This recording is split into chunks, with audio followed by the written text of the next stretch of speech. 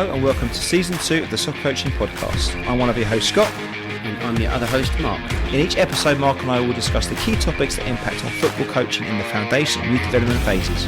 We will share our thoughts, ideas and experiences, and whenever possible include guests so we can get their insights and opinions too. Thanks for listening and we hope you enjoy this episode. Hello everyone and welcome to this episode of the Soccer Coaching Podcast. I'm pleased to say Mark's back with us. How you doing, Mark? Very good, thank you. I'm back. Yeah, you missed the last one with I Kieran. know, another one I've missed. Yeah, it was a good one as well. It was right, wasn't it? Yeah, very, very good. They usually are when you're not there. There's correlation. There's a big correlation there. Yeah, yeah. And actually, I met Kira last night, so I introduced myself and had a good chat with Kira. So yeah. Good. Well, we'll Yes. talk about maybe the last night's event on the next episode. Yes. That'd be good to share some of the stuff that went on last night. I know you were doing some collaborative training session with other coaches, right? Yes. But we'll talk about that later. Yep. We did say back, I think, at the start of January when we did our first episode back for the new year that we were going to have some exciting new guests on. We did. And covering some related topics, but maybe just slightly away from the cones and the X's and the O's. Yep. And this is one of those. Yep. Delighted to say that we've got Richard Shorter with us from Non-Perfect Dad. He's kindly come and actually to us and visited us. We've made the effort to come and see you. We've dragged you right over to ours. So, Richard, thank you so much for coming over and seeing us. Guys, Mark, Scott, brilliant to be here. Really, really pleased. I'm looking forward to this. This is my first in the flesh recording of a podcast. Normally, people can't stand to be in the same room as me, so they do it down the phone. So this is exciting. I hope we don't put you off doing another one. I hope this one's all right. It's the start of many, but no, we're really grateful. We are. I think what we've experienced over a year of doing this is. You reach out to people and most people are kind enough to say, yeah, when can we do it? And you're a great example of that. We came across some of the stuff you did, I think, on another podcast, I'm sure, somewhere else, which then led me down to your book and the website and the work you do around there. And it was just a case of when we can get you on, really. And the topic we're going to cover today, for me, it is probably fundamental, particularly in the foundation phase grassroots space. Don't you think, Mark? Yes. Are we going to mention what we're going to talk about? I'm going to keep it as a surprise. You can, go on, so the theme. So I think we're going to talk about parent coaches. That's going to be our main topic of discussion. And then I think I'm sure we'll fall into lots of different things around that. But I think you're right in what you say. It's an area which probably doesn't get a lot of focus in these kind of conversations. And actually a lot of the coaches in the grassroots space have kind of fallen into coaching because their son or daughter have taken up playing football. They rock up to the first training session, there's no coach there, and they kind of put their hand up to help, and then 3 years later they find themselves there, the one driving the ship, I guess. Yeah, I think, let's be honest, grassroots sport wouldn't exist in this country, or I'm sure overseas as well, if it wasn't for mums and dads putting their hands up and going, all right, I want my kid to be enjoying sport. To facilitate that, I'm going to have to take this brave step of committing huge chunks of time, lots of emotional kind of investment, as well as learning around the sport, in this case soccer itself. And I think it's phenomenal. I think it's a phenomenal gift that those parents give to all the kids in that team. But it does then create an interesting dynamic between the parent and their own children. I'm sure, and there's so much stuff we're going to talk about in the conversation around that. Before we kind of get into detail around parent coaches, Richard, I just wondered if you'd mind just giving a couple minutes of your background and what it is you were doing and what you do now, because I've read your bio on the website and I've seen some of the things you do, and it's fascinating work, really. But do you mind sharing with listeners what it is? No, not at all. I've had this real privileged role of being involved in kind of community work, community-based work, either through local churches or working with the local authority for over 20 years now. And I used to run a skate park. I thought that made me cool. My kids tell me I'm not cool, but you can never be cool to your own no, kids. I can never be cool to my kids. But I noticed that kids went home, and I suppose that sounds a silly observation, but for a young 20-year-old who wanted to change the world, I noticed how much power and influence home had over young people.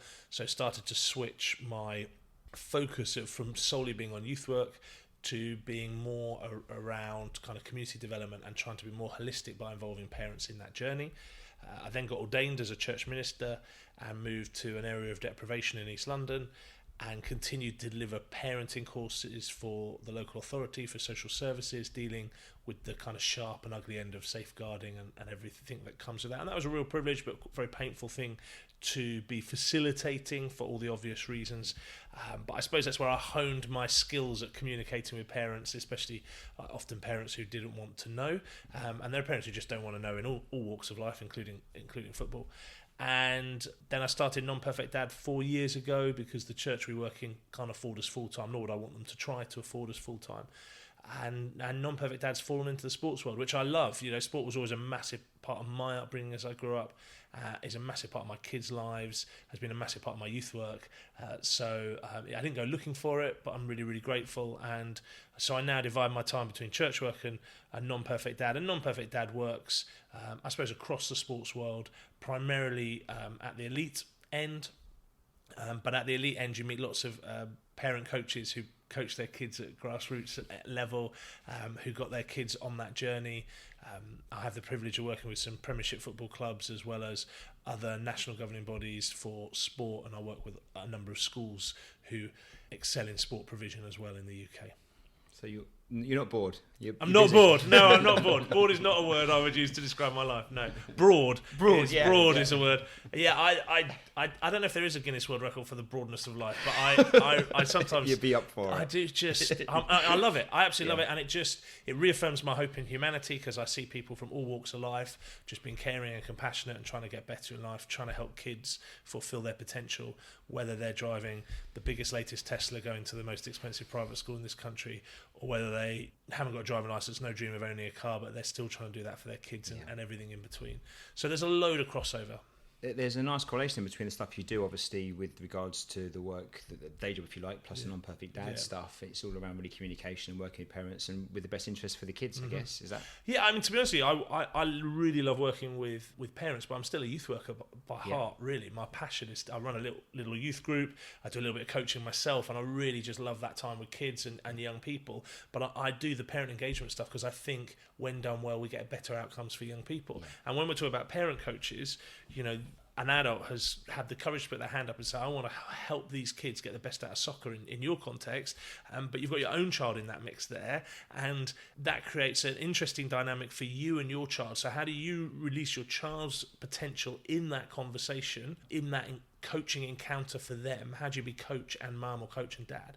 Yeah. And at the same time, being trying to draw the best out of other kids. You know, I went to watch my son play at the weekend, and there is a guy who's put his hand up and said, I'm going to coach his rugby team, his school rugby team, and he's a parent because the school didn't have enough coaches. But you can work out who his son is within about 2 minutes of being there, and it just, for me, and it's all well-meaning, you know, but you just straight away, it's like, I wonder what impact that's having on his son. I also wonder what impacts that's having on the other players.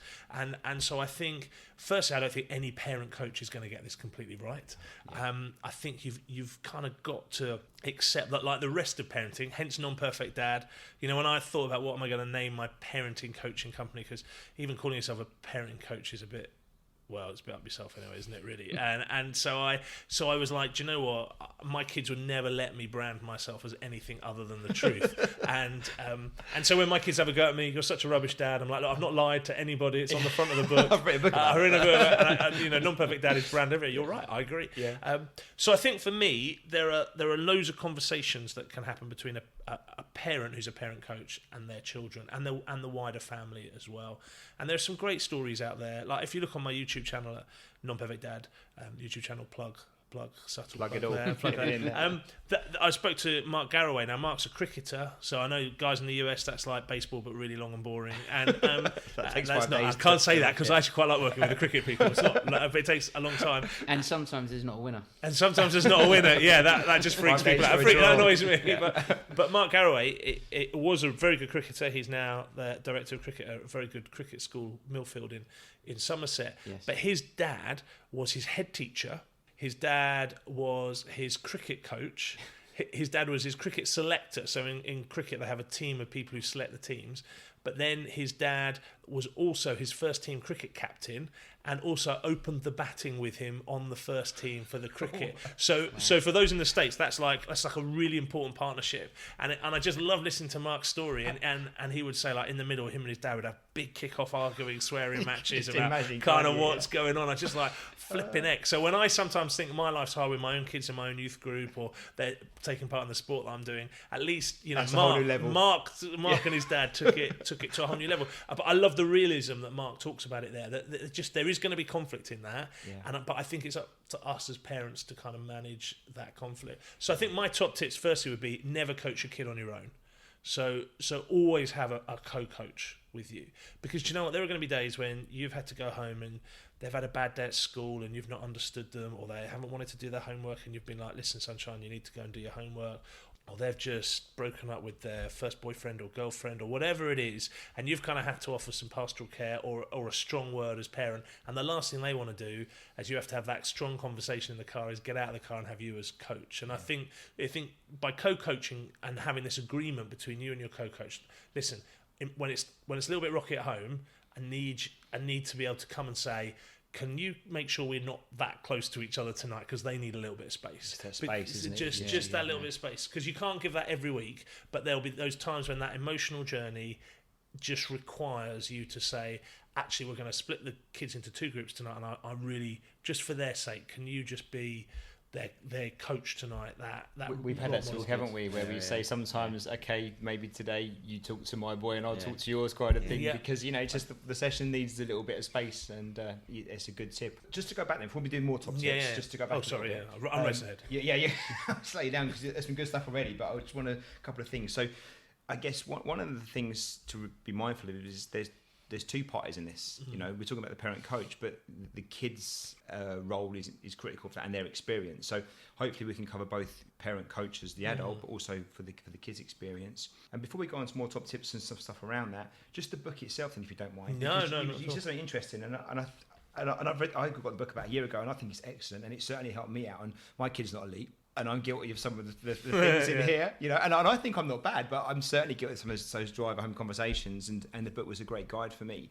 So I'm not sure it's just for elite, if I'm honest. So I think it works for grassroots parents as well. In some ways, I'm ashamed to say that, but I think it does. Yeah. But just the background to the book and a bit about it, if you don't mind, because I think if people haven't come across it, it's worth just mentioning quickly. You can plug it. Thank you. No, a guy. So the book is 40 conversations for parents to have with their children, the majority of which are before matches, not after matches. And I think the kind of motivation to write it came from kind of three spaces, really, although I'll probably think of a fourth and a fifth in a minute.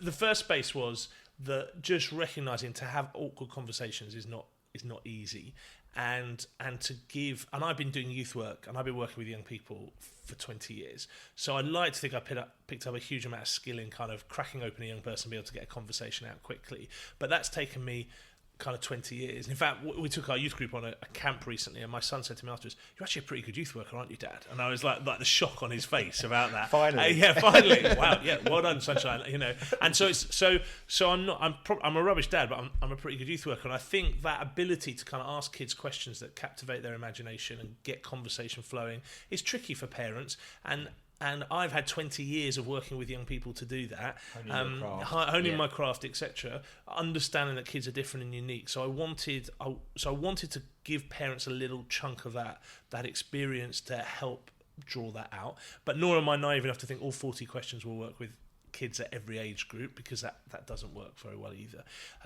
Secondly, I wanted to write a book that kind of took the pressure off the sports conversation. I mean, I call them quite crudely the ugly sisters of kind of post-team sport, which is, did you win, did you score, and were you player of the match? And I think those are easy questions to go to. I understand why we go to them, because they gain quick bunch of facts, and if our child says yes, there's a big animated conversation. But there's lots of science out there that that will talk about kind of extrinsic and intrinsic motivation, and how if kids that's kind of extrinsically stumbled over that, didn't I? Trying to motivate our kids by our pleasure rather than trying to be internally motivated to kind of do well for themselves and feel. So one of the things I talk about is home as a harbour, and I think home should be a harbour from those kind of pressures to be results focused. And I think that the idea of the book is to kind of give parents a bit of a framework for conversations. I think the third reason I wrote the book was because I didn't want to write a parenting manual. I mean, nobody reads parenting manuals. I mean, I'm a parenting coach. I don't read parenting manuals, or I'd get bored after 3 pages because it's just somebody's opinion. Parenting is really, really subjective. So what I wanted to do was provide a framework for parents to be able to have conversations. So it doesn't say in the book, here's how you exactly ask this question, here's what you'll get out. It's like, here's the question, here are different ways to ask it, here's certain outcomes you might want to avoid, and here's what you're trying to draw out of the conversation. But the kind of route through that is up to the parent, because that's contextualized to them and to what's going on. So if you're the parent coach, you might have that conversation slightly differently to if you're not a parent coach. If you've got 3 kids in the car you're dropping off at football of different ages, you might try and pick a question that works with all 3 of them, etc., etc. And the reality is, I've tried some of these questions out on my own kids, and sometimes they work and sometimes they don't, because it's context really, and emotion and everything else that's going on dependent. But the great thing for me is my wife Alison picked the book up one of the few times she has, and she asked my son a question out of the book, and he turned around to her and went, he's a big rugby player, and he turned around and said, "Is this what people are paying for?" Like I was like, "Thanks, mate. Strong review, that. A strong review." But then they went, the front cover. "Yeah, it should be." And then it will be a book too.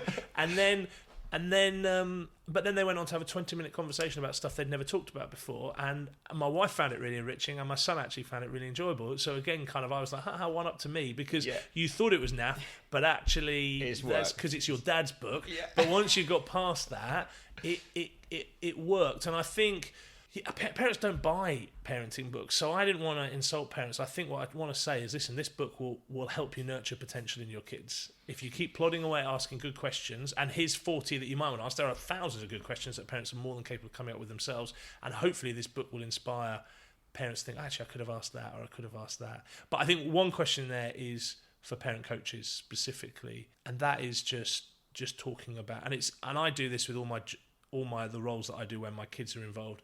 They think it's a bit cheesy and a bit naff, but it's really, really clear. And I'm just like, after I've done something with my kids, or sorry, let me rephrase that. Before I do something with my kids, I'm like, right, I'm taking my dad hat off now, and I'm putting my coach hat on, or church minister hat on, or whatever.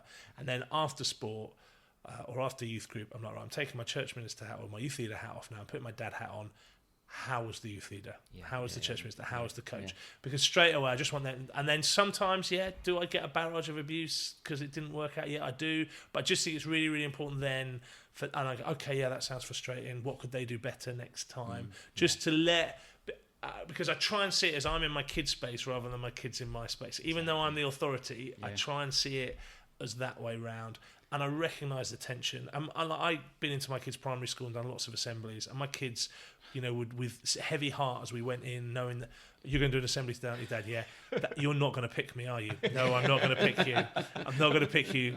Okay. Yeah. Well, as in, no, they want to be. Primary school, secondary school, they wouldn't want to be. Secondary school, they won't. So you can't win either way. No, you can't win either way. So my son's secondary school asked me to go in and do a parents' talk, and my son said, "That's fine as long as you change his name, so no one knows we're associated." But when he was at primary school, he used to love put his hand up and put his hand up in his dad's assemblies and want to answer it. But we'd had that conversation beforehand. About, listen, kids, I know you know the answers, I know you're going to want to be involved, but I can't really pick you for this. Now, that was only assembly I did kind of every other week kind of thing. If you're their parent coach every week. So I think that's my second thought, would be just try and have some established boundaries as a family about what you think is fair, and recognise that when they're primary age, so by that I mean under 11, you will be their heroes for being their coaches. As soon as they kind of get, well, not as soon as, but sometime between 11 and 14, that there will be resentment that you're their coach. But that is the teenage brain working out who it is. There's some great stuff on teenage brain development, and Sarah Jane Blakemore, the book's title's gone completely out of my head, which I'll remember in a minute, but she's written a great book about the teenage brain, and that kind of pushing back on parents is just, well, we all remember doing it as teenagers. So don't take it personally. I never take it personally when my kids push back. That's not, I never. But I try not to take it personally, because that's just what happens at that age group. But I think if you establish healthy habits when they're younger, when you're their heroes, you can carry those on. I'm there actually on my 11-year-old. I kind of stopped coaching him. I think you might mention it on the last podcast. I stopped coaching him at the end of last season because he moved teams, And then I've been asked to help out coaching with his new team, and he was like, "Oh, Dad, you're not coaching again, are you?" So I'm there. He's written to me. Okay, I've got a long list. What do I do with my dad? I've got a long list of complaints. Exactly, yeah. I've sent him a copy of the book for free. Just going back to the pre-match, like the pre-match discussions or in the car discussions, I think this is like a really interesting area, and I know that I've come on a journey from my son started kind of playing from under he's under 5s, but I guess from under 6 onwards to where he is under 11s. I know that the discussions that we have in the car have evolved so much over that period. So I'll be honest with you, back when I was under 6, in his under 6 and maybe even under 7s, I was like, I probably put too much pressure on him during that journey in terms of make sure you play well. Yeah, play well, make sure you do this, make sure you do that. And I think and my wife used to say, "Oh, you're just putting too much pressure on him." And it took me a bit of time to recognise that, and it's definitely been a journey for me. And I've learned a lot of kind of things on the way, in terms of what kind of questions to ask, and not actually spend the whole journey. If it's a half an hour journey, you don't need to talk about what's coming up for half an hour. Maybe just a few minutes before you get there, just pose a few questions, what you're working on today. You certainly don't need a 17-point coaching plan on the way. I mean, I think that's what I like about what I've done. When I pick the book up to remind me of questions to ask my kids, it's like one of them's like, just choose who's going to be DJ in the car and just let the kids DJ. Yeah. My son went to a quite important rugby trial and he put some music on, and kind of halfway through I was like, what is this? It's like Backstreet Boys, Dad. They're really cool. I was like, what? They're not. They're from when I grew up. They're they weren't cool then. They weren't cool then. They were quite cool back then. Yeah, they were quite cool. Yeah, look at Mark. Maybe you guys just weren't cool. I don't know. He's got his Backstreet tour t-shirt, mate. He's got his tour t-shirt under. But we went through Dagenham through really bad traffic with the windows down, and we just basically sang Backstreet Boys all the way to this quite poor trial. But you got out and you could see that there were dads, particularly dads at this point. I'm sure some mums had done it as well, but particularly dads who'd almost done that kind of finger pointing on the chest. You do this, and you could see the anxiety. And Caleb just turned up with a great big smile on his face. Now, is that the reason he did well? Well, that would be really arrogant to assume that is the reason he did well at that trial. But at least I came away going, at least I didn't scar him in that process. Well, he scarred me. I sang Backstreet Boys for 45 minutes stuck in traffic, but we didn't. But that process didn't scar him. So the questions are really to try and move away from technical and tactical stuff, which I don't think kids want. But if you're the coach, you're starting to think technically and tactically about the game that's coming up. So you've really got to park being coach until you arrive. And I think the mindset stuff, like one of them's like, I wonder why the refs refereeing today's game. You know, just straight away again. Do you think they're there to make mistakes? No. How might you handle it if they appear to be making mistakes? So it's more mindset stuff. Or what do you like about your team? Or post-game conversations. God, that was a good side. What could we learn from that side? What could we do better from that side? Which might be a technical or tactical answer, but might be so because parents are the biggest influence over that stuff. Coaches, great coaches like yourselves, will have incredible influence over kids. The coaches who coach my kids, I'm so grateful that they're in my kids' lives. They provide something that I can't as a parent. They provide that, you know, it takes a community to raise a child. But I am under no illusion that I'm more powerful than all of them put together in my kids' lives, particularly around character and mindset, because I am there with the constant narrative that I project around my children. And so that's why I want to try and align myself with my kids' coaches and help them align themselves with me, but also try and not just put my kids under tons of unhealthy pressure about what they're passionate about or what I'm passionate about in life, but try and have conversations which nurture that potential in that process. Well, you said it about the book, and I totally agree. I think the thing with the book is it just gets you thinking, and it's not prescriptive. There's not really. I mean, there are questions that are specific you can use, but it's more about just thinking about the way in which you might position a question, and actually the fact you don't actually have to ask any questions. You can talk about other stuff. So just having the book with you just is a nice little reminder to me, just to make sure that I check myself sometimes about the kind of the conversation I'm going to have before and after either the coaching sessions with me or the ones they do outside of football. So the book is excellent. And it's called Conversations for the Journey. I don't think we've actually said that yet, have we? No. Conversations for the Journey. It's on Amazon. We'll put a link in. Put a link in. You've given a couple of tips, Joe, which is fantastic. I wonder if it might be worth just having a chat then around before we get into some of the things you can do to be an effective parent coach. maybe some of the pitfalls and almost do the negatives first. So if you're a parent coach, what are some mistakes that you've seen or heard or experienced that you think actually, these are before we get on to what you can do to do the right things, what are the things that really you see that is a bit like the common mistakes that we make that we've all done? Mark and I have done all these things, I'm sure, as parent coaches, when you start off on that journey and you haven't had the opportunity to craft your skills or learn or make experience and make the mistakes that can be quite detrimental to the whole experience for you and for the well, child. I think it's the two extremes with the parent coach. It's the extreme where the team is built around the coach's kid. So the coach's kid is captain. The coach's kid gets to take all the free kicks, all that kind of stuff. You have thank goodness there are 9 other kids or 11 other kids or whatever size team you're on so that the coach's kid can shine, basically. And I see that, and I just need to be really clear. It's all well-meaning, and it's all accidental. I genuinely think if you had a genuine conversation with coaches that had happened, I think the majority would be like, flipping heck, I have fallen into that trap. That's not very healthy. So you might hear, for example, in football, if as a team you've been working on passing it a lot, you'd hear every time another kid got the ball, the coach might be like, pass it. Not that I actually think coaches should be shouting any instructions from the sideline, but that's a different conversation. And you can get other experts in on the podcast to talk about that. We're on board with that. But you hear coaches going, pass it. But when their kid gets when their kid gets the ball, it's like dribble it. They're the ones different criteria. They're the one who are allowed to show off that they're not. So I think that's one extreme, and then the other extreme is the funny thing with that is when we've seen it ourselves. Yeah.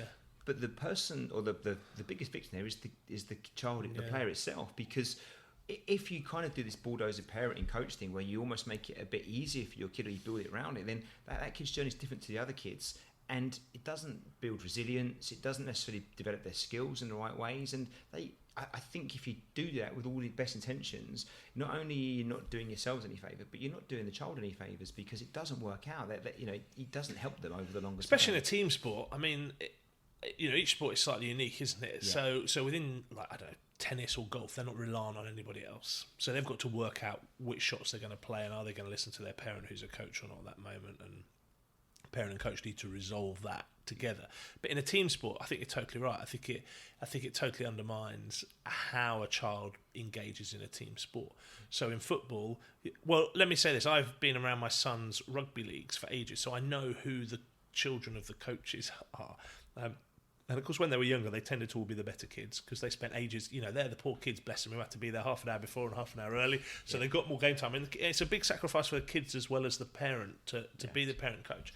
And I think that's helpful for the kid. It does genuinely mean those kids can land up being better athletes because they land up with more ball time than because they're there at practice half an hour. Which is more ball time before and after. Yeah. Not that we all need the 10,000 hour myth, but actually, if you do practice, it does kind of help. But if you then practice and then mum or dad makes the team built around you, it means that as you you look good when you're younger. But the silky skills you learn when you're younger actually are nullified a lot quicker when you get older, and you then have to be a team player. You can't just dribble around everybody because everyone's learning to tackle, or you can't run through everybody or whatever. But if those are the only skills that the coach, aka your parent, let you develop, when you need to be quick passer, quick reactionary, losing by a huge amount and having to readjust your game plan and things like that, those kids I see in those leagues very rarely have the mental skills to be able to cope with that. Yeah. And certainly I think in some of the teams that we see regularly, I see the coaches' kids who are lovely kids, but they haven't developed a team mentality because they were the superstar for a while. Yeah. And that, like you say, so they're actually being held back now by the fact that their parents just blew smoke up their bum and structured it around it. So I think, so for me, again, it goes back to this whole, I'm a youth worker by heart. I want better outcomes for young people. Yeah. And it is that if you let kids, if you treat all the kids like that, then that's fine. But if you're just letting your own kid, it's that inconsistency of criteria. Yeah. And then, of course, and just that one thing, sorry, that's common as well, right? You see that a lot. We see it a lot in not just within our club, but in other clubs. When we play opposition, you can see who the coach's son is, and generally they would get more game time than other boys and things like that. I mean, we'll come back to a very easy way to monitor, to deal with these two extremes in a minute. The other extreme is, of course, the poor coach's kid never gets a look in.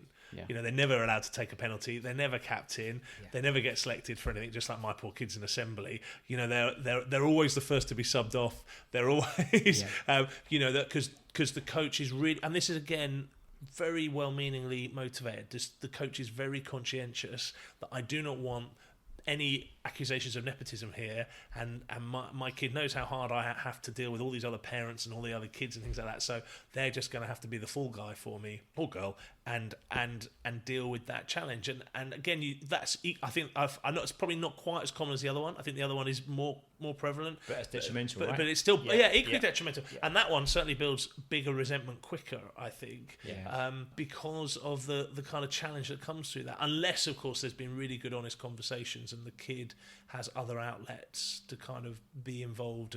But for me, one of the easy and simple ways around dealing with that is that actually, as your grassroots clubs, you have an agreement that you will go and watch each other coach. So if you're coaching in pairs, you know, a third of the time, one of you is going off somewhere else to watch another team. And part of that conversation is criteria. As a grassroots club, we put a criteria down. How is this coach treating their kid on a spectrum? Roughly balanced to, you know, really biased towards them or really biased against them. And I think for me, I'd be wanting to see coach agreements that, you know, if I'd come along to your club and said, oh, my son Caleb, he's in the under-14s, there's no coach. I've spoken to Stu Armstrong and some other people. I reckon I can give this coaching malarkey a go. What do I have to do? And you say, well, that's fine, yeah, that's brilliant. But as a parent coach, we want you to know that you're going to be observed 4 times a year because we want your kid to have the best football journey here going. That's our concern. We want you to have a good journey. We want to support you, but more importantly, we want your kid to have the best football journey here. So actually, 4 times a year, we need you to do the same to other coaches, and we're just going to ask you to observe these 3 or 4 things, and then we're going to ask you to listen to what we see. Does that happen? No. You see, I mean, I'm not saying it happens a little bit. I think it probably happens in good friendships. Yeah. I think in good relationships it can happen. But for me, the problem we have, particularly around volunteers, is we've treated volunteers like gold dust because they are like gold dust. But because they are gold dust, we get afraid of putting boundaries in. And when we don't put boundaries in with volunteers, then what lands up is we land up with a bunch of really unhealthy habits. So for me, and I've spoken about this on other podcasts, I would say things like attending CPD kind of continued coaching development is mandatory. You have to do it. But I would also say, to make it easier on the coaches, the term was 12 weeks long. We train for 10 weeks, and 2 of those weeks the coaches are training.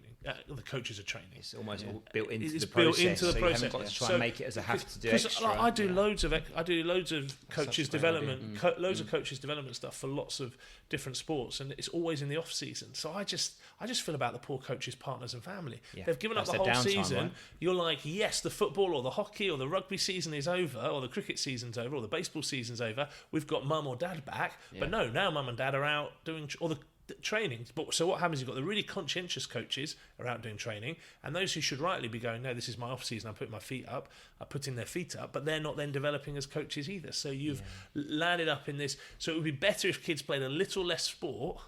That's all we're talking about, so that you had better coaches. So that's less than 10% sacrifice. 10%, but what you're going to get out of that is 10 times over. Amazing. You know, you start with a good breakfast on the same morning, all the coaches in. You know, you can even take it in turns to say the coaches' kids can turn up and play a bit of a friendly match, and you know, the under-18s can supervise that, because it could be a treat for them. You know, come down the club, we'll have a bit of a laugh. I think it's a great idea, and even at our club we try and run kind of CPD events, and it's difficult to get a lot of coaches to go to these events. Even the events that we've run in the past, I would say maybe only a handful of, because they're extra stuff squeezed in around other things, aren't they? Rather than saying, actually, you know what, if we've got a 12-week training cycle, which we do have, with the last week or the last 2 weeks we dedicate to CPD, but we'll find something for the kids to do as well that's fun for them, but actually you can come to one of the 2 sessions kind of thing over the 2 weeks. I think that'd be really, really good. Or some parents can organise a social. Parents, you're taking the kids bowling, we're going to turn up before or afterwards, but we're also doing a CPD. I mean, you don't want to miss all the socials, because as coaches, no, seriously, because as coaches, I think it's really important your athletes, your children, those you have the privilege of coaching, see you being rubbish at bowling or going to do top golf or whatever it is you want to do to hang out and have socials together. But I think, for me, it's when someone, the weakness of volunteer movement is we're not really clear on expectations when people start. Yeah. And so when we try and introduce these to people who've been doing it for 3 or 4 years, and we often try and introduce it because we perceive there's a problem. Yeah. They know there's It's a almost problem. too late. They feel they're having a go at, and Yeah. it creates an unnecessary tension. And so for me, just a kind friend in the club who knows for you, and every coach gets the opportunity to go and do that to different people. I think there's a couple of things there. First of all, you're so right about getting off with clear expectations and on the right footing. And you need volunteers, and what they do is incredible, and it's not easy because most of us are just learning as we go along on the journey. So then there's not a book really. You can pick up bits, but if you squeeze for time, that's hard in itself, just to find time to develop and learn. But I personally think just because you're a volunteer, it's not an excuse for poor performance, particularly when you're working with kids. And actually, I think for some clubs, you're better off getting somebody that's maybe less knowledgeable around the sport itself, but more in tune with child development, because that's the critical bit here. Actually, if you understand how kids work and think and stuff, then you've got much more of a chance of creating the right environment and getting the message across anyway, than being necessarily a really good sports person in that field. I think the key is recruiting right in the first instance, and then supporting right with CPD sessions. But you always find volunteers. It's funny, there's a little myth in our club that, if this coach leaves them, the team's going to fold. They never do. The coach very, very lead, but the team's never fold. Someone always steps up eventually, Yeah. And usually, it's not even, there's usually people that want to do it. They're just a bit shy to say, because they don't want to be like they're pushing somebody else out. But you never have that issue. But if you're making choices based on what's best for the kids you've got, it shouldn't be a problem anyway. That's got to be the driving factor here. So I think it's so true. So you mentioned obviously the two extremes in around the coaches that you can tell the kid in the group, and the other one where they're almost paying the price for being the coach's kid.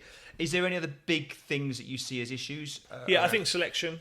Okay. I mean, I think that's again a real tricky one. If you've got, I don't know, a squad of 15, but you're only allowed to take 12 on a match day or whatever it is, that happens. Do you pick your kid or not?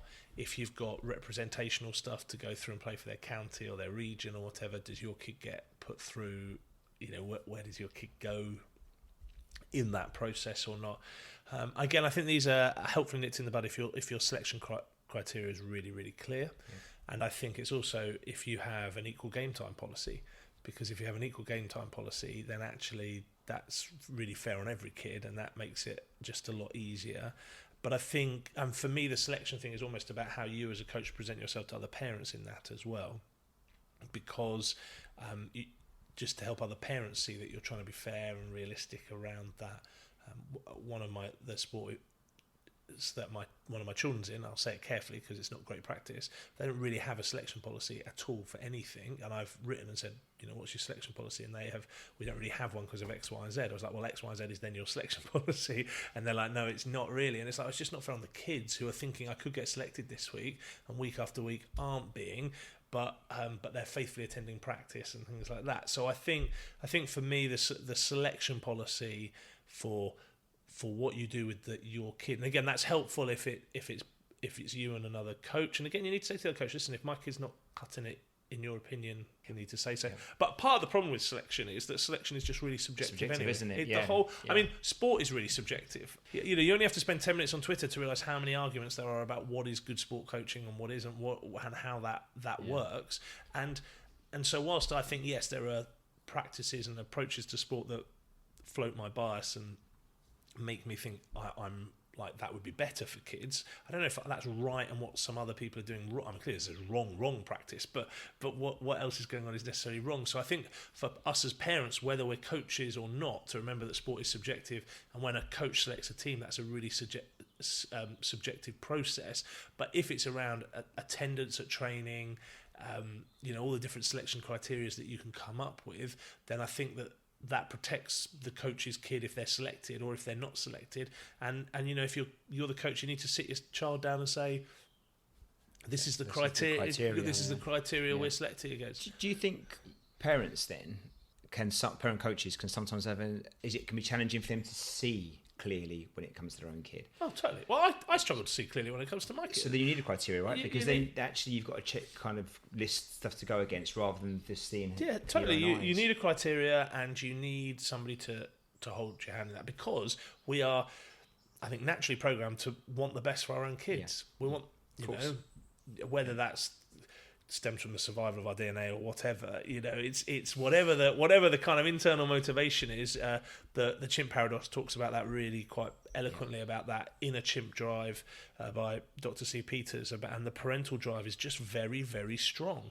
And so I think that's part of the problem for all sports parents, is that we need to give sports parents permission to recognise that when your kid's playing sport, we all know the outcome of a sporting fixture means nothing. It genuinely means nothing. Nothing in the world actually changes because of the outcome of a sports fixture. Yeah. But sport is one of the most emotively beautiful things that we're involved in, and that's why we love sport.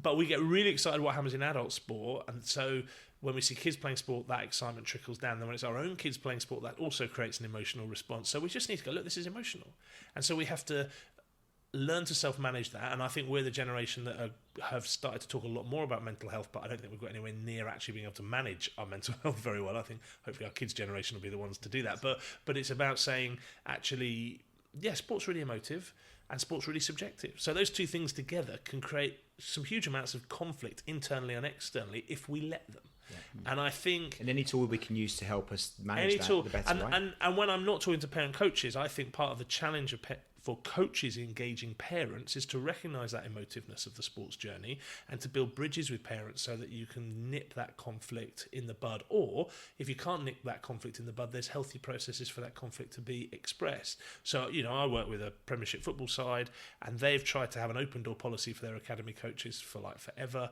But what they would find is when they let a player go, they would get a long email from the parents complaining about all the things that they'd done wrong as an academy. And then the academy was like, if you told us this beforehand, we could have changed the outcome for the kid on this. So the academy have worked really, really hard on forcing people through an open door and actually getting people in their club to criticise and offer all the criticisms and resentments through anonymous forms and all that kind of stuff, to show that actually as academy they're not afraid of that. No one gets deselected. But that same fear about deselection happens at grassroots as it does for some of the world's most renowned most renowned football teams. So I think coaches have to work really, really hard on saying to parents, let us know this niggle. And do you know what? I'm going to be completely honest. If that niggle is about my kid, let me know that niggle. But just be prepared for me to go, that I think that's an unfair comment as well. Yeah. Okay. Yeah. But I won't be personal. I won't be nasty about that. But I won't agree. I'm not committing to agree with you. But I do want to hear it. If you think my son always gets selected in front of you, come and say that, and let's just work that through. Yeah. Well, yeah, of course my son gets selected. He's always here, and your son turns up 3 times a year to training. Yeah. So we've got a criteria. So it's not personal. I think I think what you're saying makes an absolute lot of sense. I think we should recognise that being a parent coach is very hard, right? It is very difficult. Amazing. Because you've got to find this, be fair to all of the players, including your own son or daughter. So it is a tough gig. But also, I think that communication with parents when your son is in or daughter's in the team is really hard as well. And I think some of the points you make around having a criteria is important. And I think, Scott, you do it very well with the under-8s. Your communication with the parents is very open, it's very good, it's very clear, I think, around the way the team play and your approach to selection and things like that. And it's clear who's on rest weeks well in advance, and it's very fair. And I think that's half the battle. If you can get that right, I think that it makes a big difference. But I still think that it's also the messaging that the parents are then giving to their son and daughter. There's another side of it, right? It's trying to get the messaging from the parents to the child, right? Totally. And if you can try and, as a coach, can influence that a little bit, so it's not all about winning, it's not all about you just scoring as many goals as you can. If you can get that right, then that also kind of helps from a team perspective. There's 2 parts to that, I guess. There's the bit that where you as the parent coach, I'm very keen to make sure it is fair, you know, and the tools we put in place kind of make it transparent so people can see why we're doing what we're doing and stuff. And like you say, like when we do rest weeks, I'll probably always make sure my kid's one of the first to get rested, and it rotates around just because it's the right. It's not. It doesn't get rested any more or less, but he'll be first because it just means no one can complain. Why is little Smith going first? You know. So you do that, but you're conscious of it. But he doesn't pay a price for being my kid. Hopefully, he just, you know, it's just part of that process, and it's that transparency.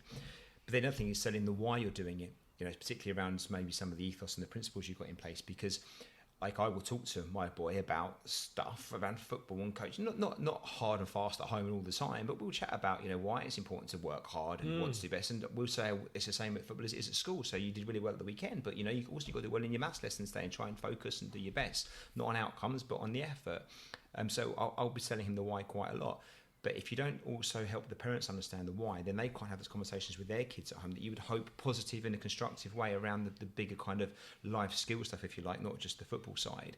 So I think it's important that you've got the transparency and the stuff in place that shows you're trying to be as fair as you can be, but also you explaining why you're making the choices you are making. So hopefully some of that stuff filters back through as well, because you can't sit in everyone's house all the time and have those conversations. And if they can't see your sessions and the kid's mindset is, I don't know, I don't really understand why I have to play two different positions because I'm the best goal scorer, or I don't, that kind of stuff is a poor example, but it happens, right?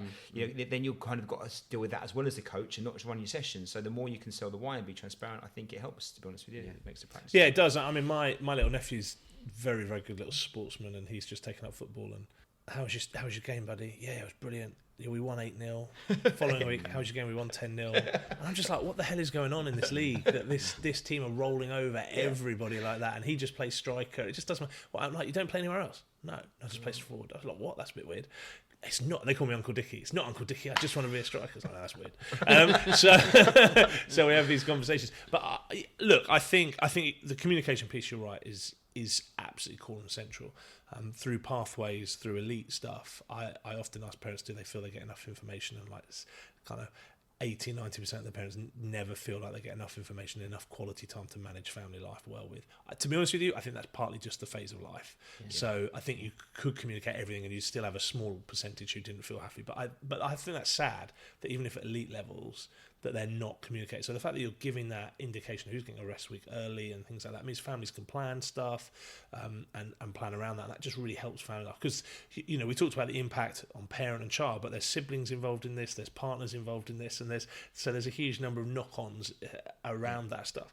I mean, I suppose that's the work that I most do with parents and sports teams, is helping sports teams communicate their why in really effective ways. So I suppose, go and have a look on the website, some of the blogs I've written, it'll do that. But like that verbal communication is just one way. I think the way you design your environment is really, really important. I think the way you talk to the kids in front of the parents is really, really important. So I would definitely have, as a coach, my post-game talk in front of the parents. I would call all the parents around and have a post-game talk, and I would highlight the things that I really want to highlight about my why to the kids, and I would call out certain kids. So let's just say a couple of your values are humility and hard work. So I might want to call out the 3 or 4 people who I think have just worked really, really, guys, you all worked really, really hard today. You all put in makeup. But I just want to point out Harry and Jack, or Harry and Jane. They both ran really, really hard. Do you remember that time they ran all the way back? That's the kind of work rate we are really, and do you know what? If you can work hard like that, that's going to help you in the rest of life, kids. Or like the humility thing, I love the way you just went round and shook hands, or I saw you just chatting to your opposite number. I love the fact that like he was your competitor, but it wasn't war, and like you were, that kind of thing. Or that just shows great social skills, mate. Have you met that kid before? Really? No. I love the fact you're just able to. That's a really good skill, kids. I mean, that's something we should all be trying to copy. Next week's challenge. Giving the specific examples is the thing, isn't it? You're not just saying, "Oh, I liked that. You did really good." You could have won 10-0. You could have lost 10-0. You don't have to mention any of that. Nice. But do you know what happens inside a parent's heart when you mention their kid's name? What's going to happen? Oh, they're warm to it, don't they? But they love it. Yeah. So if you can find a way of making sure in your head that I'm going to do defenders this week or attackers this week, next week, although that's tricky because you're mixing positions all the time. But if you can think of, I've got 10 in a squad. Let's just take an easy number like that. I'm going to pick 5 each week, and I'm going to make sure the team talk a highlight. And that's why I do away with man of the match or player of the match awards, because do you really just want to celebrate one kid? Because actually what you want is parents glowing and having conversations about that. So I might want to say, if it was a hard week, I might want to say in the team talk, guys, today was hard today. They were a really good side. On the way home, I'd like you to chat with your parents and just say, if we as a team could adopt one thing that they did really well this week, what would it be? And parents, can you WhatsApp that later on and let us know what it's doing? So you're then controlling that. Or today we were really unified. We were really, really unified. Parents, can you tell your kids about a time you were at work and it was a really unified team? please. And I am going to ask all the kids next week, what job were mum and dad doing when it was unified? And every kid who gives me a name. So this is probably an under 50, an under 10s, like your kind of age group. And every kid who can tell me a job that they were doing that everyone worked together really well in, I'm going to give a little reward too. So actually, so it's not just saying why here is we're about process. You're actually starting to control the conversation, or not control, you're starting to massively influence the behaviours more than anything else, isn't it? Totally. And what you're saying is there's always learning. So we've been in teams where we've been thumped, and we've won convincingly too. And you kind of think, actually, you know what? There is a danger when you lose games, especially if you lose games heavily, that you go away demoralised, and there's nothing to learn from it. And actually, and even if you learn as a coach, the players can sometimes feel like, that was just a waste of time. We just got thumped, and that's it. Or actually, you can spin it around and say, wow, credit to the other team. What can we take from that? What could we do? And I love the idea of having some time to reflect and then sharing that out. And I think it just repositions the game. It shouldn't be about the results anyway. We constantly say that, and we do have things we work on.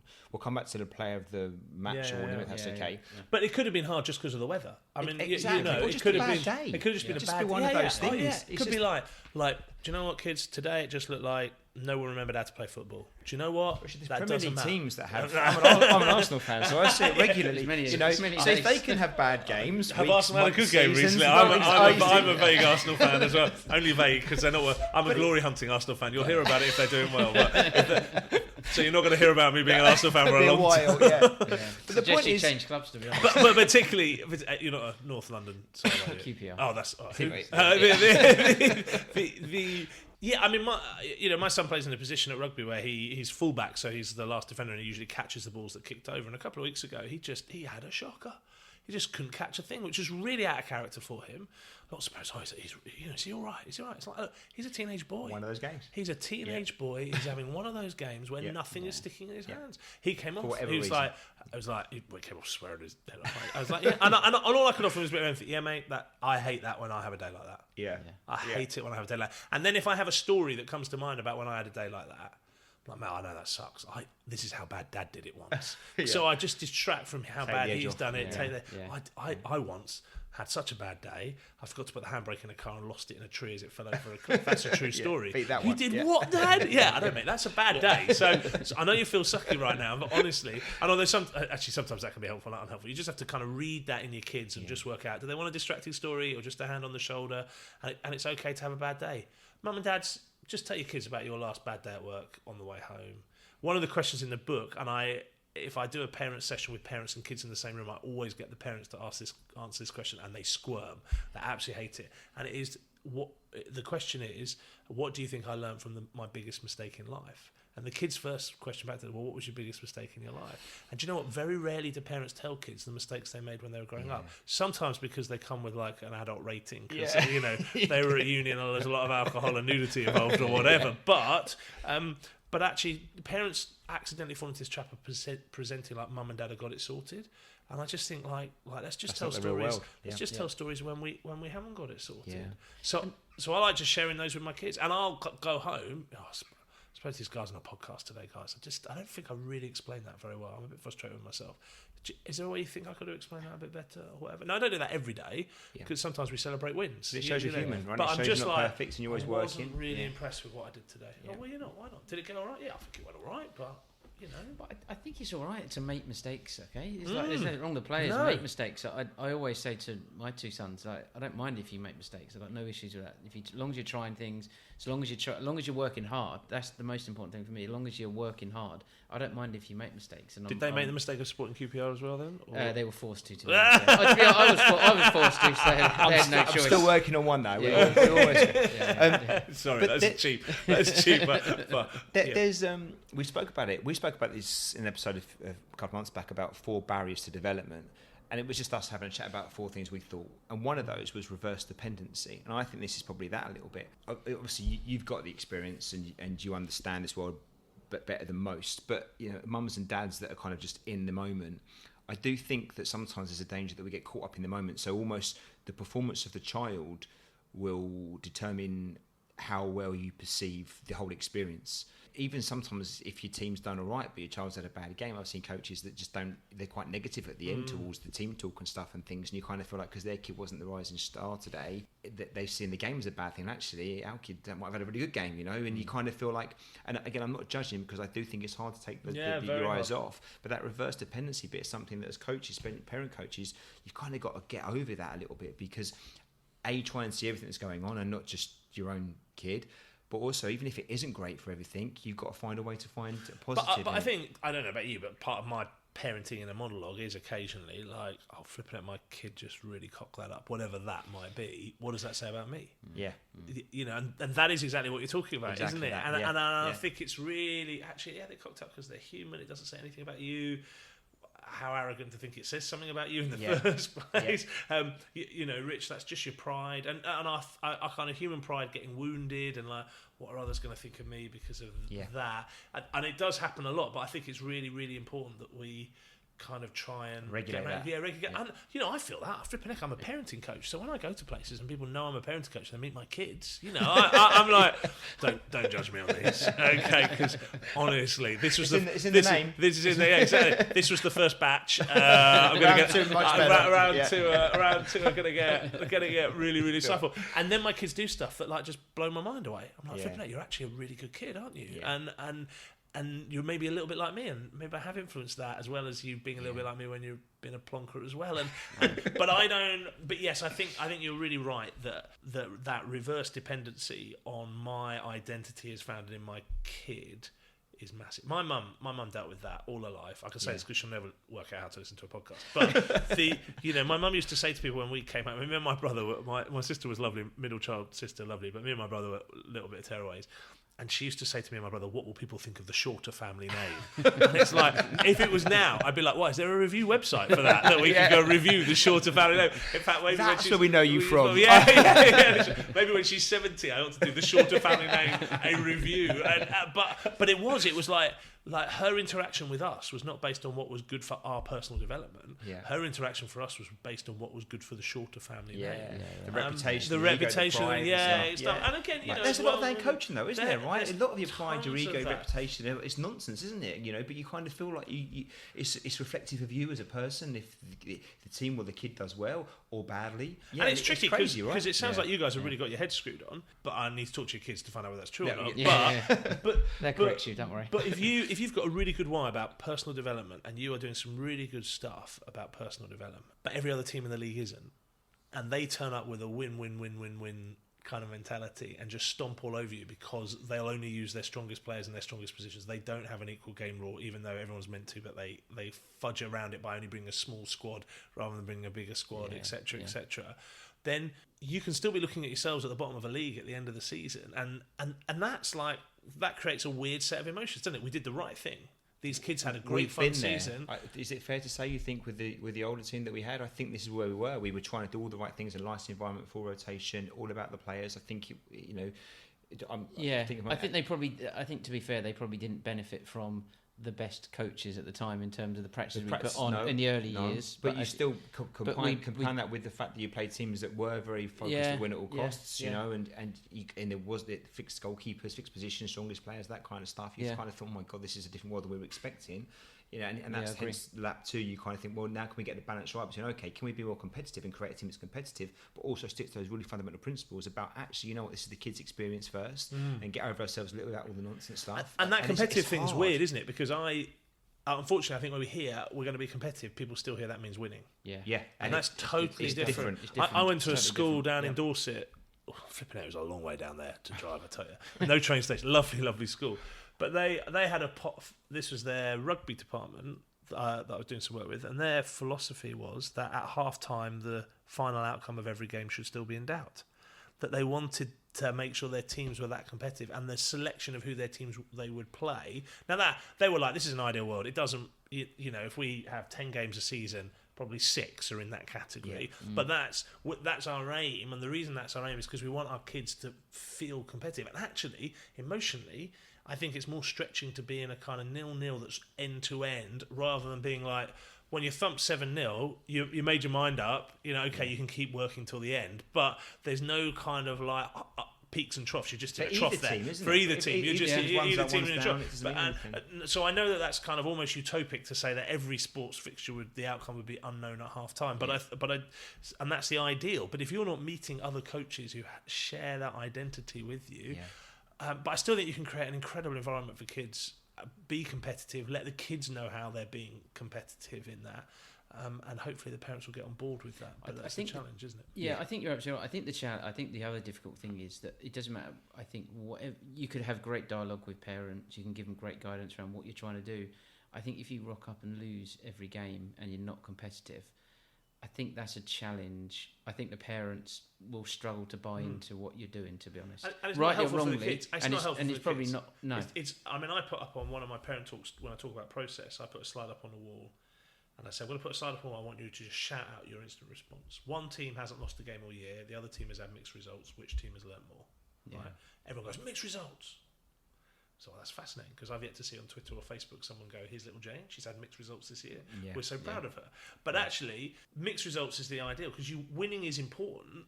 Yeah. You know, having success and what that winning is a part of success. Yeah. It's not the only mark, and that's the problem. Some coaches and some organisations make winning the only criteria, and in full adult professional sport, understandably, that is the main criteria. You know, but that's because it's a different world totally different, and that's fine. There's oodles of money and all sorts of things. That's fine. Yeah. That's absolutely fine. But it's your livelihood. It's not. This is about. We're not in that arena in this bit. And at this age, losing can be part of success, right? Because that's part of it. Totally. Yeah. But I think trying to give kids a tapestried set of experiences, because when I speak to players at like national level, England coaches and things like that, they have players who have not lost enough. And actually they are a nightmare to coach because they will come up in international games and they will lose, and that's really hard work. Big struggle for them. Some of the better academies in this country, the Premiership academies, they will play teams from like 2 years above who, if they were playing their age group equivalent, they'd thrash, but they play 2 years above so that the kids can experience playing kids who've all got a foot more on them. But they let the kids know about that stretch. They're like, listen guys, we've deliberately arranged to play QPR or Arsenal or whatever it is. But we've asked them to bring their under 15s down. We know you're under 13s. We expect you to lose. Try and surprise us. How do you deal with it? How do you do it? They're going to be bigger kids. How are you going to handle that? Because they want the kids to experience that stretch. Now they're in the position to be able to cherry pick their performance. But I think it's fascinating that at that kind of level that we are trying to get kids who are but have who have mindset skills around losing as part of their repertoire.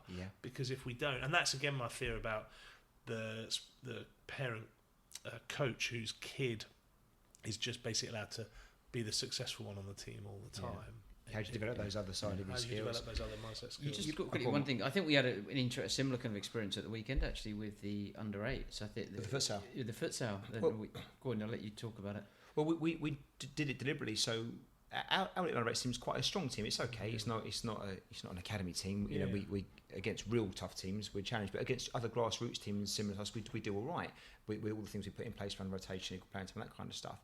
And because of that, we entered a futsal league on a Saturday. It's only one Saturday a month, but we're playing up a year group under 9s for that very reason. We told the boys, and the message to the boys is, it's nothing to do about winning today. It's nothing to do with it. It's about how you deal with the body combat, with resilience when you go a few goals down, how you're going to react to those kind of things, because we don't often happen. We do lose games as a grassroots team, but we win more than we lose, and we want the boys to understand that side to it and have to work hard and dig deep. And funny enough, they struggled, didn't they? The first couple of games, they were a little bit intimidated, but then there's 4 games. By the 4th game, they were at it and up for the battle, and I think they lost 3 and drew 1, but that doesn't really matter. It was about how they dealt with that process, and they were all fine, weren't they? And it is exactly that. It's how you position it. But if you just go and just, it's ridiculous. If you just go and focus on wanting to win every single week, it doesn't do anyone any favours, particularly the players, particularly young players. No, and I think as a coach, you have to be really careful of your narrative around that, and as a parent coach, doubly careful of your narrative, because your children will hear you talk, your kids will have heard you two chatting about this, so it's like they get extra coach talking time, and if you're like, oh, we're playing the local, I really want to beat them, I don't care if we don't beat anybody else this season, but we've got to beat them. And I've heard well-meaning coaches say, right, 2 weeks time we've got the local rivals, I want everyone to train double hard the next 2 weeks, blah blah blah. It's just like, whoa, these are like under 12s or under 13s already. You've just put them under an unnatural kind of pressure. Actually, we're playing them in a couple of weeks time, pretty good, aren't they? And how are we going to have fun doing it? How are we going to shine while we do it? Would be a far better kind of set of conversation, even if you draw attention to, I don't know why you draw attention to it, but kind of helping kids have a healthy narrative around who they're playing, what's happening. And again, you're right, like you're really good at that kind of step over, but at under 9s, what do you think the challenge is going to be? I might have to do it a bit quicker. Okay, how are you going to practice that this week? That's pretty cool. I notice when we lose and go a couple of goals down, you really try and take control, but do you think you try and do it all yourself when we're losing, or do you think you're trying to include the team? You know, it's kind of little conversations like that with players and giving them all little individual challenges about that, you know, that will help them. What are our strengths going to be if we're smaller? You know, how are we going to play to our strengths? How are we going to, you know? So I think that means that coaches have got to be slightly more individualistic as well, because it's prepping the team, but it's prepping the individuals for it. And I think for parents as well to realise that children get really sensitive around those ages as well, and a little bit vulnerable. And I think you do need a good coach to get your arm around you. Go, look, mate, today's going to be tough, but I believe in you. Because some kids won't handle that very well just because of everything else that's going on in life. Well, there's that. If you can create the right environment, you've got more of a chance, right? But there's still things outside that environment that may impact on it too, and you've got to be mindful of that, because however great you might feel you've created a wonderful coaching environment, if things aren't great at home that day, then that, you know, whatever you've created in your little bubble, that's a bigger influence. No, look, Caleb was had a shocking week at school, and we texted his coach who's going, listen, he's coming today, but you know he's fragile. He's not had a great day. So they made him captain for the day, and he did the coin toss and things like that. And then, bless him, he kind of came. He got beaten by a couple of bigger kids that he plays at fullback, and he came off just in floods of tears, kind of half feigning injury, but it was an injury. He was just emotionally shocked for the week. But interesting, he didn't choose to come to me. He went to choose to go sit down by his coach, and his rugby team, his Sunday grassroots side, is coached by 3 guys, and one of the guys just sat down by him, and I was just like, "This is brilliant." That's brilliant. I love the fact that he has got that kind of pastoral care. That's the right space for him. Right space for him. It's not dad, because if he had the option of dad, he's had me all weekend talking to him about it. He wanted a different voice, and I didn't feel threatened by that. I was just chuffed that you know, he still came back in the car. I was like, "Was it all right talking with you?" Yeah, it was helpful. Said the same. This shows how powerful sport can be, and that kind of stuff in child development. I know we're pushed for time, but can we cover one more thing before we finish? Is that okay? Yep. You spoke about at the beginning, motivation, because I think it's a big thing. We've not really mentioned it about extrinsic and intrinsic. We spoke about it before on a couple of podcasts, and we've seen the consequences of extrinsic motivation and what it can mean in the short term and then detriment in the long term. But what's your take on motivation and how parent coaches would use it with players in good or bad ways? I guess I see. So this is my perception. This is, you know, I'm not a psychologist, so I'm willing to accept that this could be a wrong interpretation. But I see a number of young athletes across all sorts of sports, but including football, who, when they do well, the first person they look to is their parent, and sometimes that's an anchor, or not do well, not do well, and sometimes that's an anchor because it's stressful. So actually, and we have to recognise we are meant to be a harbour for them in some ways. Meant to expect progress, but also be a harbour as well, and that's an interesting juggle. So sometimes I think that's okay to look to parents, but I do, you know, like I said to you at the beginning, that this coach from the school side, you know exactly who their child is within 3 minutes of watching, and it becomes apparent that the player is not playing for themselves; they're playing for their dad, and that's just well-meaning, but they've been taught something that's really unhealthy. I mean, I just think it leads to really poor decision making. And how are you ever really satisfied in that kind of position as well? You know, I see it across all sorts of, whether it be in faith or musical instruments or drama or whatever. When you're doing it to please mum and dad, and then you go off to university or whatever, and then mum and dad aren't there, that creates a huge identity of crisis, and often means the kids stop doing those things. And I don't want my kids to stop being physically active and enjoying their sport or their faith or anything like that. So I want to try and make sure it's like an internal, it's like their choice system, you know, and trying to help them do that. But that's quite tricky, especially in younger kids, to kind of motivate that. But I think that's reflecting on what did you get out today, how's this going to help you in later life, how does it feel when you compete like that and do it for yourself, and challenging sometimes when they do it for other people. So, you know, I've got 2 teenagers now, and they do all their things for their peers because that's part of the teenage cycle. But I think it's the parents' role to go, you know, you don't have to do everything that your friends want to do. try and find. Now I know they're going to ignore me for the next 6 years on that, but there could be a little bit just bubble along that means actually. My kids are fortunate; they've both got a pretty reasonable peer group. It's one of the things that we've kind of. Well, you can't make them choose their friends, but we have all their mates around often to try and check that they're all right. And we've been all right up to this point. And so I certainly think externally, I don't want my kids to ever be thinking I need to do this so that the Shorter family name is upheld or anything, because that's external rather than internal. And going like, who do you want to be? That's all I'm asking. Who do you want to be? Does this represent you? So like Caleb's gotten into a lot of rap music at the moment, and it's no Snoop Dogg from when I was a kid. Let me tell you. Or Ice, Vanilla Ice. And some of the narrative in those songs I just think is really ugly. Like value wise. I'm like, mate, is this who you want to be? Oh, Dad, I don't pick it up. Really? Okay. I like you just to test that theory in the way you respond, because where you respond to me, sometimes you use some of those words in jest, but. I think that's a bit weird. And just trying to... So I think as parents, we are there to still shepherd their value system and help that narrative.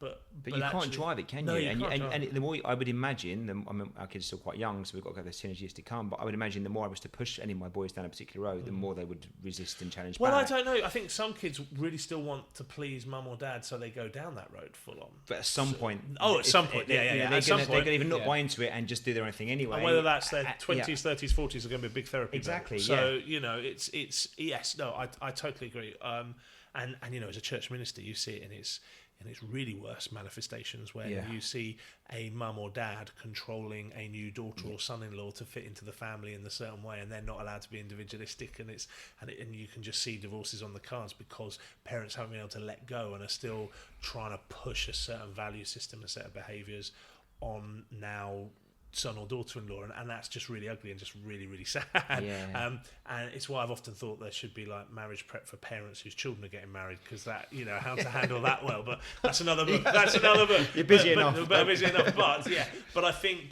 that is sometimes we have to tell these caricatured stories. To paint a picture. So let me tell you this story because I don't think we'll go back to people. But I was watching a game of rugby after a school's awards night, the weekend after school awards night, and I found out that one of the boys in the team that I was watching had won the most potential award that year.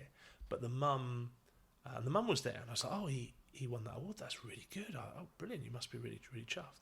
And she turned around to me and said, oh, no, he only won that award because the director of rugby here wants my husband to keep coaching the side, and that was his way of keeping him sweet. Now, that's an awful narrative. That's an absolute awful narrative. But it's made 20 times worse by the fact the son had come off injured and was standing next to her when she said that. So there's that boy who has done well, and their mum has just made it all about her and her story and her narrative around this coach and the director of rugby and all that kind of stuff. And I tried to turn the conversation around, but I was so flabbergasted. I was absolutely flabbergasted. But I think for me, that just reminds me around the narratives that we hear and the narratives that we display. I know of a professional sports person in this country who was playing in a tournament for England, playing in a tournament halfway around the world, and their parents came to watch them play, and they had a shocker, like we were just talking about. They had a shocker. So their dad came up to them afterwards and said, I haven't flown halfway around the world to see you play like that. Which again, just making it all about the dad and all about pleasing me. That's the reversibility bit, isn't it? It's like you've let me down. You've let me down, And I can't make mistakes now. And I just think that's all external stuff, trying to please everybody else. And I just think the last thing I want my kids to be is people pleasers. There'll always be a bit of that in them because they're human beings. But I don't want my kids to get into relationships to keep other people happy. I want doing the right things because they believe it's the right things and the right values. Totally. I think on the motivation thing, what we've seen in practice, and Mark, correct me if it's different. At the younger age groups, what we would always see was like rewards for goals or the trophies, the man of the match, things like that. And I think the way we speak to our kids now, we've seen it doesn't work. It's, it has a very short-term kind of peak to it, Yeah. and it falls off a cliff quite quickly. And what you're left with then is kids actually don't want to do things for the process, just for the outcomes. Yeah. And actually, if you can't do things for the process, you won't get the outcomes anyway. Or actually, if you focus on some of the good kind of moralistic stories and the principles, rather than, you can't guarantee you can score 3 goals today. So what does it matter? But actually, not scoring any goals, but working really hard might be the best thing about today, because the team you're playing against, that's a challenge. And it's an under-10s team. You're like, right, listen, you guys work really, really hard today. Yeah. What are the benefits of hard work? Yeah, exactly. What do they give you? What does hard work give you? Yeah. And it's kind of focusing it in and around conversations like that, rather than those external things. And I think coaches' praise can help turbo start that stuff. So you guys work really, really hard, but then helping them internalize it, so that it is. And what does that give you? And how did that make you feel? And etc. So that they are. So that they are. How do they make you feel as a team? Because team unity, again, as a coach, you can do all you like about it, but unless they together own those conversations, to make it happen, isn't it? Yeah. Totally. I think 2 other things. I think one, firstly, as a parent, it gets super expensive when you're giving £5 a goal or something. It gets super expensive. But I think Mikey's never scored. I was all right. Well, yeah, same here, to be honest. And he played up front every week because he was in my team. He didn't really. I was the opposite. I was on the other end of the scale. But I think the other thing is it forces the player to make bad decisions, right? Because they're just like focused on scoring goals, or there's something else. Whereas actually the right decision may have been to pass the ball. And to measure their success on that. Yeah, Again, come exactly. on, Exactly. And to measure their success on stuff that's tried and courage. My son tried something in the last 5 minutes of the game that was just a bizarre time to try it for the first time in a match. It went spectacularly wrong. And we're in the car, and he said to me, "Do you see that kick, Dad?" And I was like, "Yeah, I thought it was brilliant." And he looked at me like I was like, he normally looks at me like I've lost the plot, but on this occasion, he's like, "Dad, what? Why?" Because they were playing their local school rivals. It was the last 5 minutes of the game.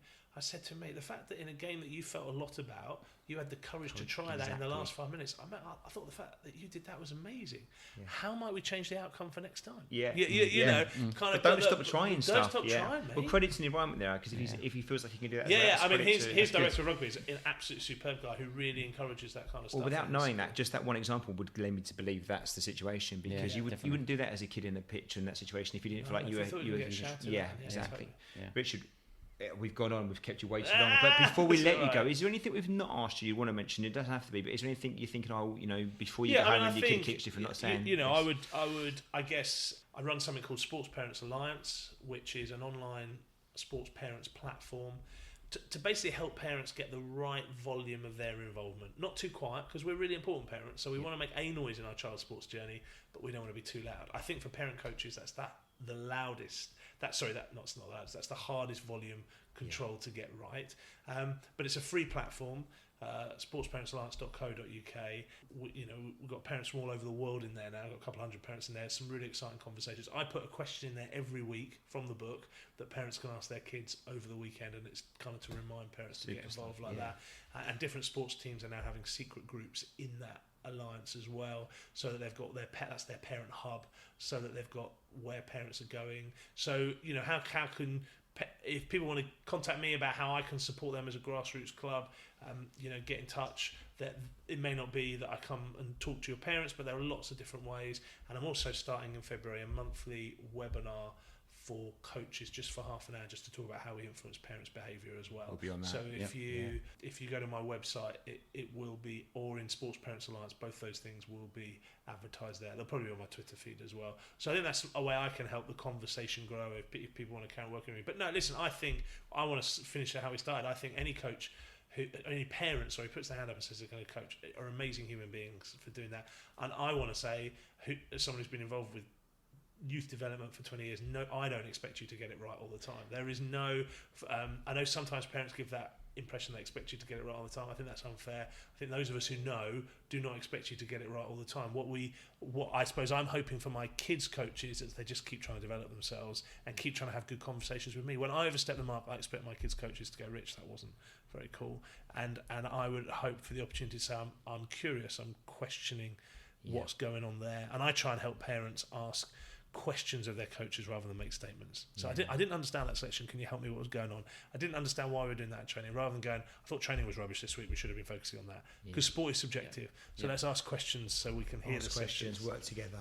Makes sense. We'll put all the links in the show notes just so for you. Cool. Guys, I've really enjoyed it. This is brilliant. It's really good. And Richard, just one thing: if people want to get in contact with you, your Twitter handle is. It's at non-perfect dad, I think it is, without the hyphen. But and you've got the website as well. non-perfectdad.co.uk is the website. Yeah, you can connect with me through there. Richard, thank you so much. No, guys, it's been it's such a key topic, and I know in this that mansion so with a much huge pool in the back garden. Didn't hit the Friday, did you? And the butler bringing us water every 2 or 3 minutes, mate. I can't. This is just the West Wing as well. He's gone bright red. Look at it. Just to say thank you very much, guys. If you like the episode, please make sure you like it and share it where possible. It would be great to get this out, obviously, to coaches, but also to parents as well, because I think the messages are critical, and it is about working together with everybody to make the best experience possible for the kids. That's what it's all about. Working with each other is the best way of doing that.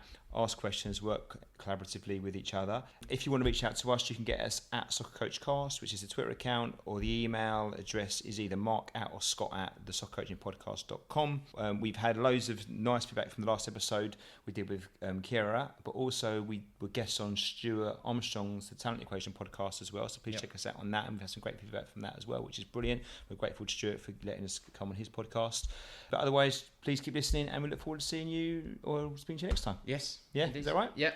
Cheers, Mark. Thanks, Cheers, Richard. Richard. Cheers, guys.